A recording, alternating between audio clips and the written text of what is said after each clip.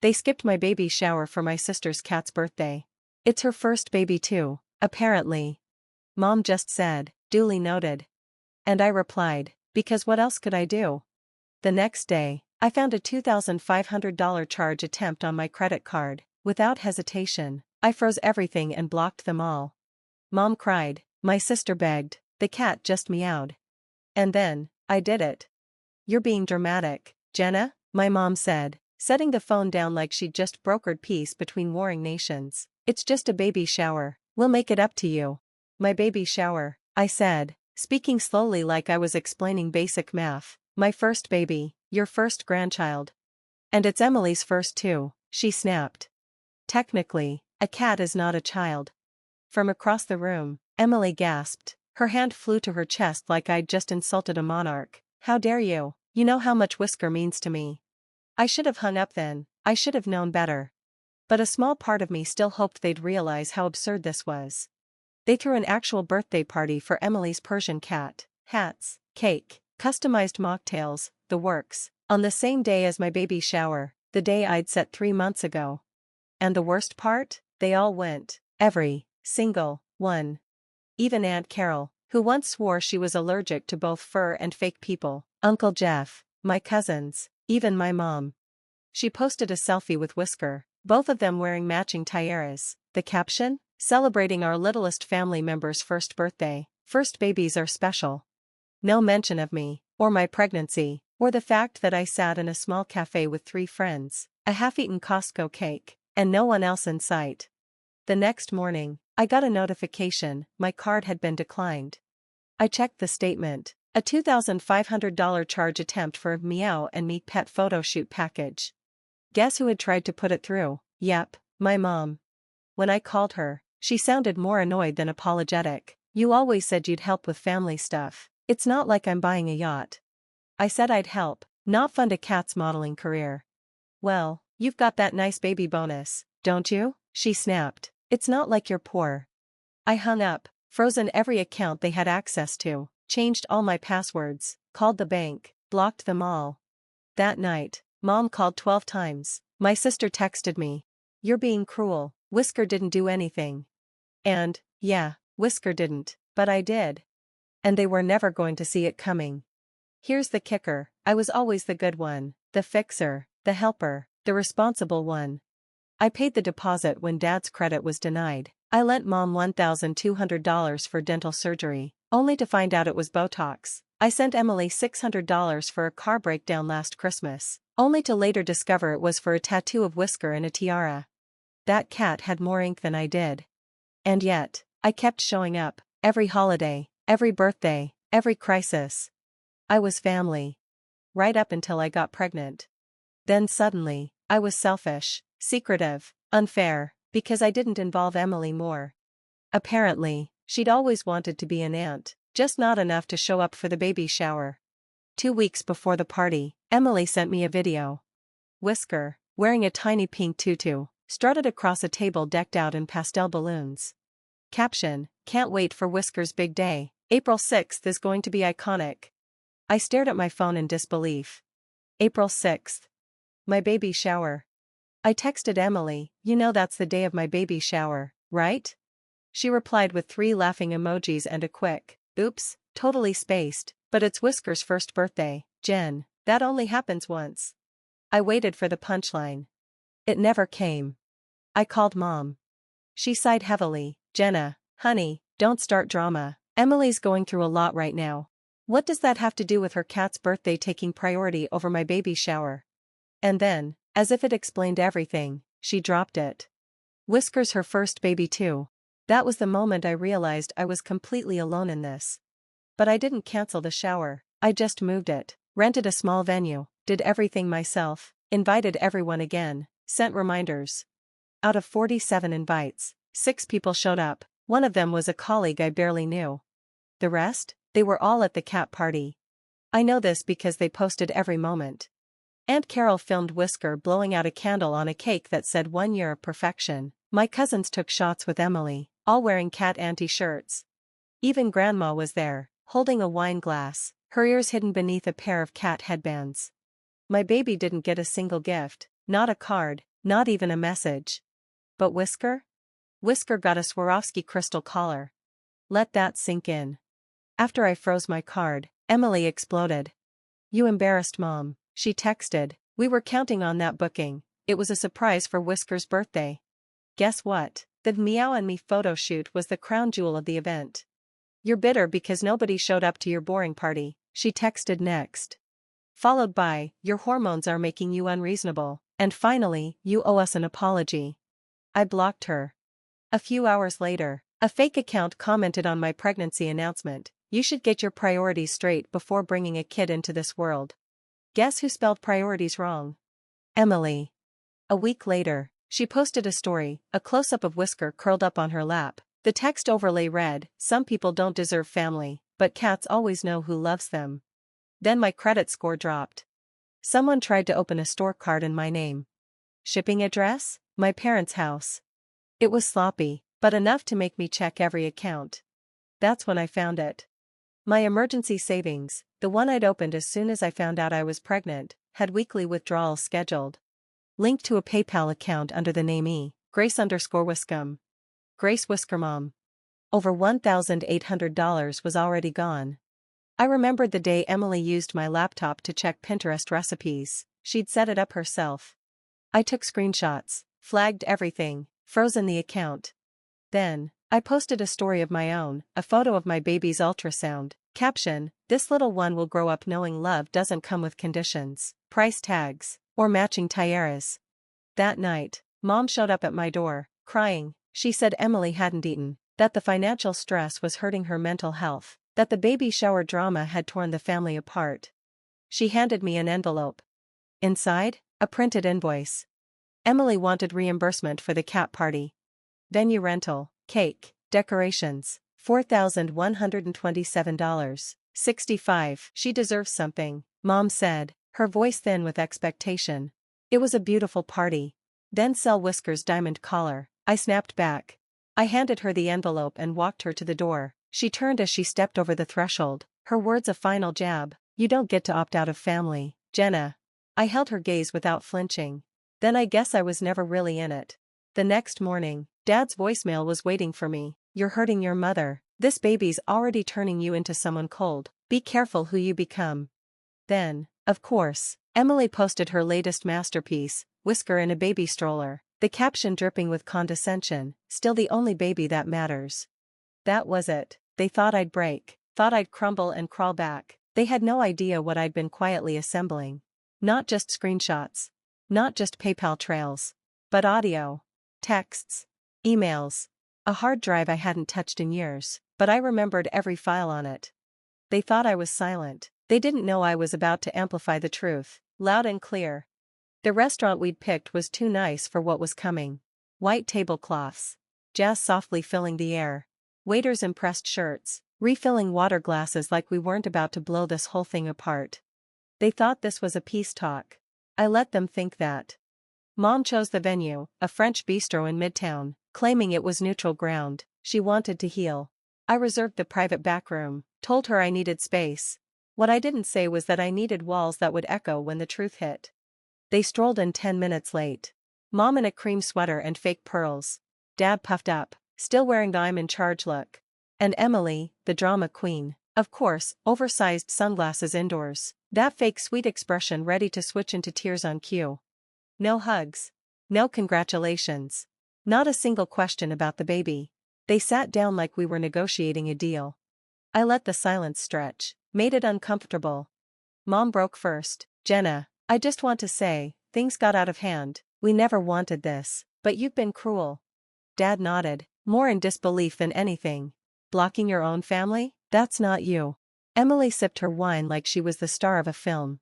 This has been devastating. I tilted my head. You mean, like when you ran up $2,500 on my card for Whisker content, without asking? That kind of devastation? Emily blinked, the act slipping. I already apologized for that, she muttered.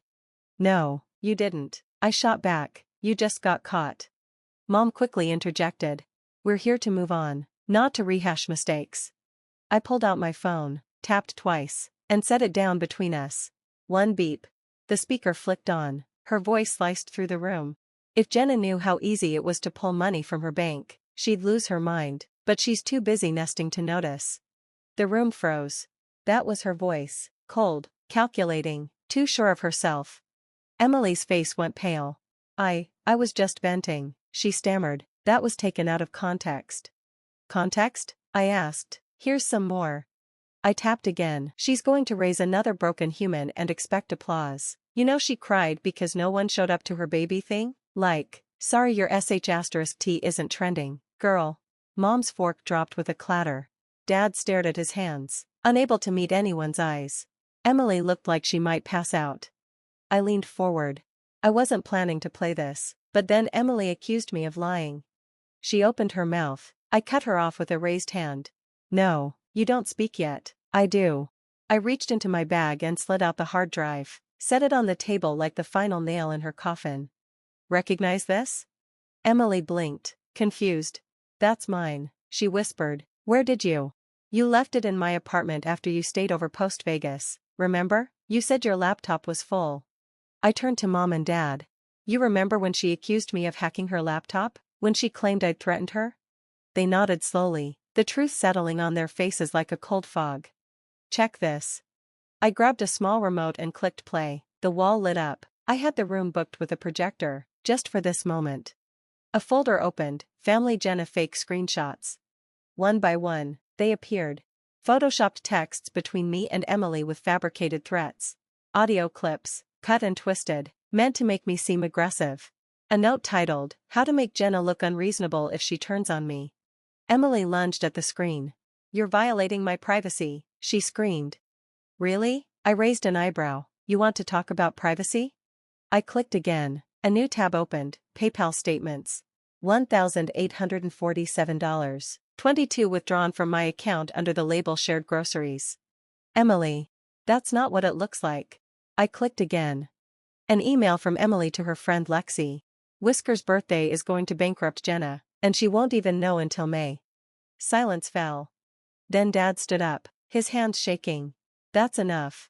I stood, too. Oh, we're just getting started. I turned to Mom.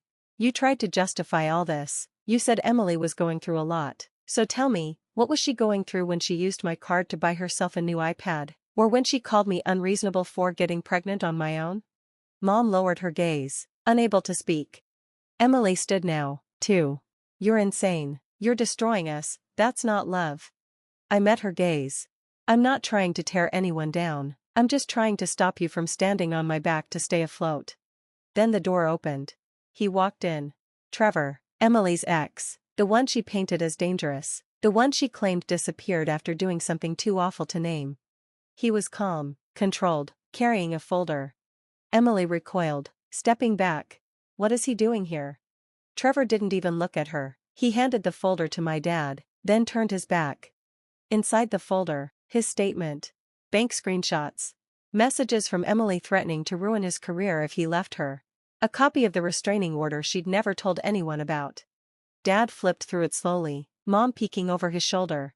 Emily was shaking. This is a setup, she screamed. This is harassment. Trevor turned to face her for the first time. You told your family I hurt you. You told my job I was unstable. You posted my baby pictures with the hashtag the villains she invented. I stayed quiet, but not anymore. She burst into tears, or maybe not, who knows with her. Finally, Mom broke the silence. This can't be real. I turned to her. You always said Emily needed protection. Maybe you were right. But you never asked who she needed protection from. I turned to Dad. You once called me cold for cutting you off. He nodded slowly. Well, just know this, the next time you tell people you have 2 daughters, you're lying. I grabbed the hard drive and slid it back into my bag. Emily sobbed, her voice cracking. You're destroying us. No, I said, my voice steady. You did that. I just turned on the lights. I turned to Trevor. Thanks for coming. He nodded once and walked out. I looked at my parents one last time. Say hi to the cat, Emily, I said as I walked to the door. You'll have plenty of time to bond. And then I left. And this time, no one followed me. They thought I was finished. That the projector, the X, the audio bombs, that was the grand finale. It wasn't. That was just Act 1. Because I knew them. They'd regroup. Lie louder. Play the victim. Twist the truth. So I moved first. That weekend, I filmed a video. No drama. No tears. Just me in my living room, neutral lighting, a calm voice, an ultrasound photo in the frame behind me. A few months ago, my family skipped my baby shower to celebrate my sister's cat's birthday. And that was just the beginning. I walked viewers through everything: the photoshopped threats, the stolen money, the spliced audio, the PayPal trail, Trevor's folder. Everything. No names, just facts. No faces, just screenshots. No revenge, just evidence. At the end, I said, this video isn't for sympathy, it's a warning. Because some people will call it love while they're draining you dry, and they'll say you've changed when you stop letting them. I hit upload. Within 48 hours, it had 320,000 views. A week later, it crossed 1 million. The comments came pouring in. My mom did the same to me. Thank you for speaking up. Skipped your baby shower for a cat? This isn't a family, it's a cult. Tag yourself, I'm Whisker. And then the messages. Journalists, therapists, content creators asking for collaborations. The DMs, so many DMs. People begging me to share more. People sharing their own horror stories. I launched a channel called No More Favorite Daughters. The first merch drop? A white hoodie with black text. First babies matter, even human ones. It sold out in 4 hours. That's when my mom decided to make an appearance. She posted a 4-paragraph Facebook status. It's so sad when one lie destroys a lifetime of love. My daughter is very pregnant and very emotional. Pray for us. I didn't respond. Then Emily posted a TikTok, dark room, crying filter, holding Whisker. Some sisters carry babies, some carry rage. The comments roasted her alive. The next day, I got a cease and desist letter, typed in Word, no lawyer. It accused me of emotional slander and destruction of character. I posted it too. Caption, apparently telling the truth is now illegal. Who knew? People went wild in the comments. Emotional slander? Tell Whisker to get a lawyer. If you get sued, blink twice and we'll crowdfund. The video hit 1 million views in 36 hours. I got 2 podcast invites, a brand deal with a maternity skincare company, and a handwritten note from a woman in Florida. Your story helped me leave, after 14 years of being the emergency contact but never the invite. I'm out, thank you. I cried over that one. Meanwhile, I was building my new life, a 2-bedroom apartment, sunny, real hardwood floors. A public baby registry. Thousands of strangers sent gifts. One note read, your baby deserves a village. Since your family didn't show up, we did. And the best part? Remember the savings account Emily tried to drain? I turned it into a scholarship fund for single pregnant women starting over. First grant, $1,847. 22, the exact amount she stole. I named it the Whisker Fund. Subheading, because first babies matter. Mom saw it. How do I know? She emailed me from a burner account. Subject line, you've gone too far. The message just said, what happened to privacy and forgiveness? I didn't reply. Then Emily sent one too. I was just hurt. That's why I said those things. Whisker misses you. I replied. Good, he's the only one I might forgive. And then I blocked her again. 2 days later, a woman from the local paper reached out. She'd seen the video. They were doing a piece on modern estrangement. Wanted to include my story. I asked what the headline would be. She said, when blood isn't family, and the internet is. I said yes. The article came out a week later. Guess whose photo they used? Emily's, in a tiara, holding Whisker. Publicly posted, fair use. My mom called it libel. My dad threatened to sue. I posted a screenshot of the article. Caption, still waiting on that lawsuit. In the meantime, baby bump update coming tomorrow. Hashtag first babies matter. And I smiled, because they couldn't stop it now. They started this story. I just finished it. I gave birth on a Tuesday. Quiet room, clean air, no drama. My best friend held my hand. The nurse cried before I did. And when they put him on my chest, my son. Perfect. Loud. Alive. I exhaled everything. I didn't think about Emily. Or my mom. Or Whisker in his little crown. I thought about how good it felt not to owe anyone in that room a single thing. His name is Leo. Not after anyone. Not because of a family name or a legacy or some forced tradition. Just because it felt strong, fierce, mine. I didn't tell anyone in the family. Not even after I got home. Not after I posted a photo of Leo's little fingers wrapped around mine with the caption, "He's here, and we're safe." That post hit 200,000 likes in a day. Strangers from 5 continents sent messages. Someone crocheted him a blanket with little lions on it. Another sent a children's book called When the Village Finds You. I didn't cry until the 3rd night. Not because I was overwhelmed, but because it was quiet. And I realized, for the first time in my life, I didn't owe anyone an explanation. Mom tried to come back. She sent a voice note. No congrats, no how are you. Just, I hope you remember that no matter what you say, blood is blood. You'll regret keeping us out. I didn't reply. I just forwarded it to the woman from the newspaper. They were doing a follow-up piece, Estranged Grandparents, the other side of the coin. I figured they could use some fresh material. Then came the card. A physical envelope, no return address. Inside, "He deserves a grandma." Taped to it, a photo of Whisker wearing a big cousin bandana. I actually laughed out loud. Then I put it in Leo's memory box, under Clown Moments. The next week, my phone buzzed, unknown number, voicemail. It was my dad. "Look, I don't care what you think, but if that baby ever wants to know his grandfather, I'll be here. Just make sure he knows who helped build this family." I smiled. Opened my banking app. Took a screenshot of all the withdrawals I'd made for them over 5 years. Every bill. Every Venmo. Every monthly emergency. I posted it to my story. Caption. "He'll know, don't worry. He'll know exactly who built what." And then I did one last thing. I changed my number. Not just changed it, I printed a little card with my new contact info. Sent it to the few people who mattered. Under the number. "This number is no longer in service, just like me." On Leo's 1-month milestone, I hung a little frame in his nursery. It doesn't say family or love or any of that Pinterest stuff. It says, "You were wanted. You were chosen. You were born from fire, and you'll never be fuel for it." I did one more thing. I bought a domain to tell the story. People found it. And they stayed. On it. My video. A message. A grant application for single moms. A section called, "Pet Parties Don't Replace People." And right at the bottom, a photo of Whisker in his tiara. Caption. No cats were harmed in the making of this redemption arc. But a few egos were. I'm not angry anymore. I'm not bitter. I'm clean. They no longer get to name me, drain me, or frame me. They get nothing. No updates. No invitations. No access. They chose a cat over a child, so I chose peace over performance. And guess what? Leo slept through the night last night. And I did too.